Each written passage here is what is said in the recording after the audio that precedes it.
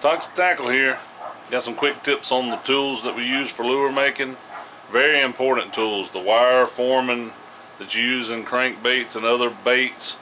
I'm getting some of them tools, and we're going to make a highly modified Tokyo rig. So this is a traditional Tokyo rig right here, rigged with a little swimming bait and a 2-out wide gap hook, brass weight and a bead and a swivel. So we're going to make a better, my opinion, way better modified Tokyo rig that keeps this hook. So if you was winding this in and your weight swings down and a fish bites, then you've got all this stuff to deal with and the fish may not get hooked good. So we're going to make a new improved version of a Tokyo rig, and you'll be surprised at how good it performs. I've made a few.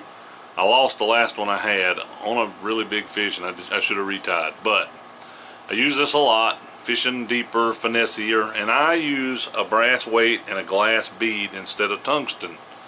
I like it better. I like the sound, the tick. So let's make a modified Tokyo rig. Y'all will be real surprised at how easy it is to use your old spinnerbait components and stuff, and how much better it performs, and the hook ratio I think is going to be a lot better too. So let's get into it. Alright, so here we go. We basically have our components laid out. We got our components from old spinnerbaits. They have a good swivel, they have beads, they have all kind of stuff on them. Hook's no good, so you cut the wire, save those components. You could even use the wire from the old spinnerbait, but we've got a piece of 035 stainless steel lure making wire. This is a 2-out VMC wide gap hook. This is the size hook I want on this rig, but we can quickly change that size to any size you want. Split rings, I don't know the sizes, they come off a recycled spinnerbait. We have a duo snap that you can use too, and we have a swivel, we have a glass bead, and we have a weight, a brass weight. So real quickly we're going to make a modified Tokyo rig. There is a traditional Tokyo rig, and I don't like the fact that this weight and stuff can swing and block a good hook set, or a fish could just grab the weight or whatever. I think that you will be surprised at how many more fish you hook with this modified one. So the first thing we're going to do, we're going to take our little wire quick twist tool. I'll put a link in the description to this. It's Lure Parts Online. Very handy, very easy, makes really good wire bends and twists. But you could do this with needle nose pliers or some wire bending pliers, but we're going to use this.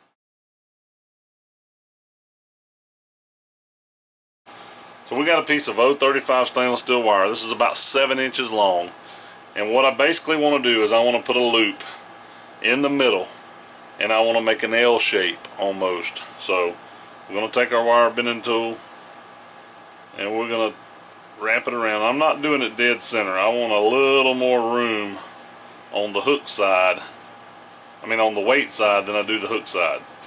So we've made a bend like this, and now we're going to take our tool and we're just going to slide it on the wire, and you slide it in a groove and the tool locks it. You take your needle nose pliers, you hold on to the loop, and then you just basically use the little tip that sticks out of the tool is made to make this wrap. So you just basically wrap the tool around the wire till we end up like this, and it's the basic of a spinnerbait frame, but it's a loop, not a R-bend. I want to be able to pull this bait. I'm going to put my split ring and my swivel up here where I'll tie on to, and I'm going to put my hook back here. And this is a rigid frame. It does have some flex to it, but your weight up here hanging on this wire cannot interfere with this. And we'll have a split ring back here, so our bait's going to move freely, but you'll be surprised at how many more hookups you get, where if you was just pulling this in, traditional Tokyo rig, when you wind it, the weight gets back there in the way. A fish comes up and hits it and hits this weight first, he's going to push the wire's going to push the hook out of the way and stuff, and he's never going to get the hook, or you're not going to get a good hook set. So we made us a bend. We've got it laid out how we want it to run, and all I did was to orient this line pull so it's going to be straight, more straight in line towards me. We're going to put our weight down here, which We don't have to put the weight on yet, but the first thing we're gonna do is we're gonna add our swivel and our split ring. So we're gonna put our split ring on our swivel, which if you was taking apart spinner baits, this would already be done. I've got some split ring pliers, makes this a little easier sometimes, but you can do it without them if you practice. So start our split ring on our swivel, and then we're going to take our split ring and our swivel and hook it to our wire.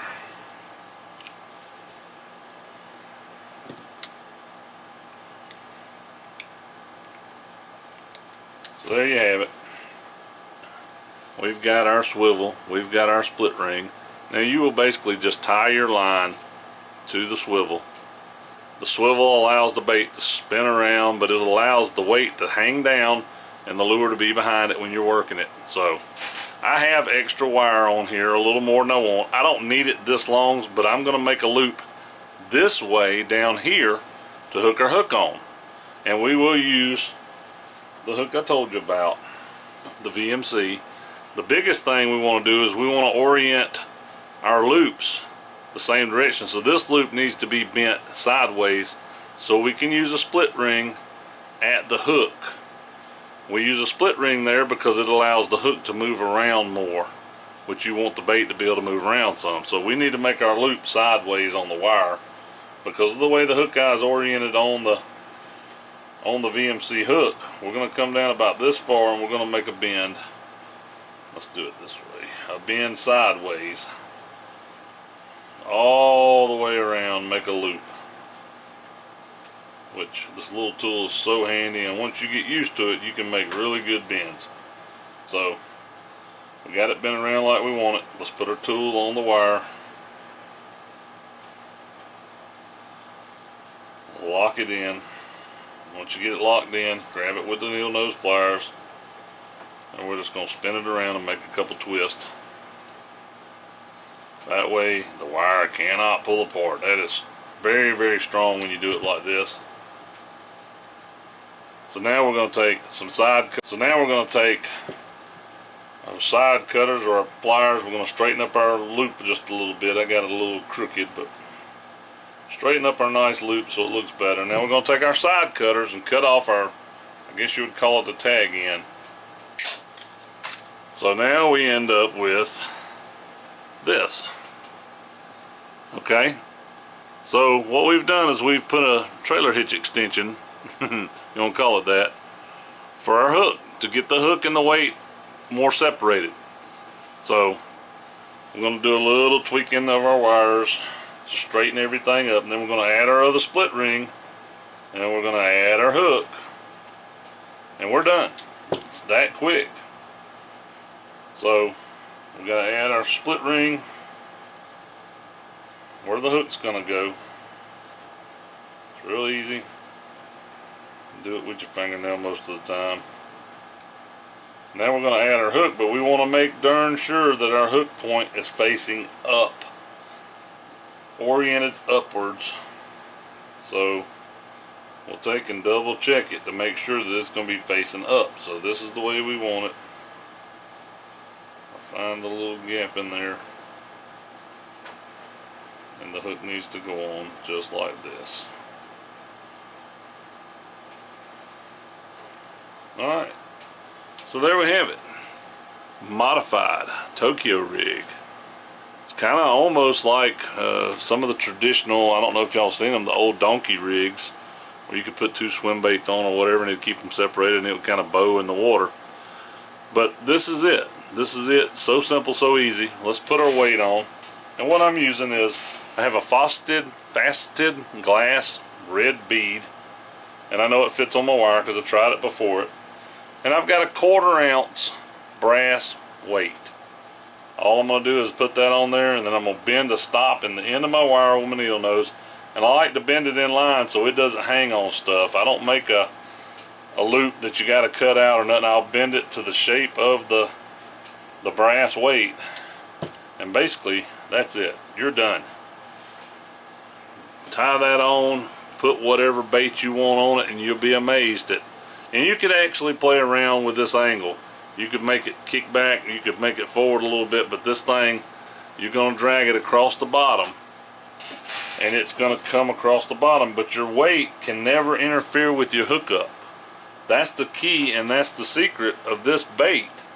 This wire is so strong. You will not break this wire unless you just catch fish after fish after fish and wear it down. This is a heavy gauge 035, very, very strong wire. So there you go. If you need a bigger hook, you can take this hook off the split ring, put a bigger hook, small octopus hook, however you want to do it. You could probably color this wire with a Sharpie marker if you wanted to black it out or whatever, but I don't think it bothers the fish just like it is. The only thing you would have left to do would be put on your soft plastic that you prefer. So I've got a Swim Fluke Junior on a traditional Tokyo rig right here, brass weight, my little deal that I like, but this is a modified one. You can make this super easy. All the components was basically free.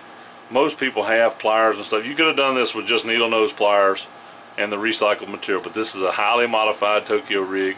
And when you pull it along, your tension and the resistance of whatever you got on here keeps the bait standing up and it looks good. If you stop it now, it's probably going to fall over like a lot of other baits do, unless you have a bait that floats. Anyway, quick tip from me to y'all. Y'all stay tuned. We got lots more videos coming. We're going to try and get videos out every single week with little short quick tips and stuff. We're working on a good video of Lake X so everybody can see it. We're almost done with that. But this just goes back to our lure making tools. Using these little tools like this that will definitely help you in lure making, crankbait making, or topwater bait making. You always need wire, with wire frame, through wire baits, or whatever. These little tips like this, they help you a ton. So stay tuned.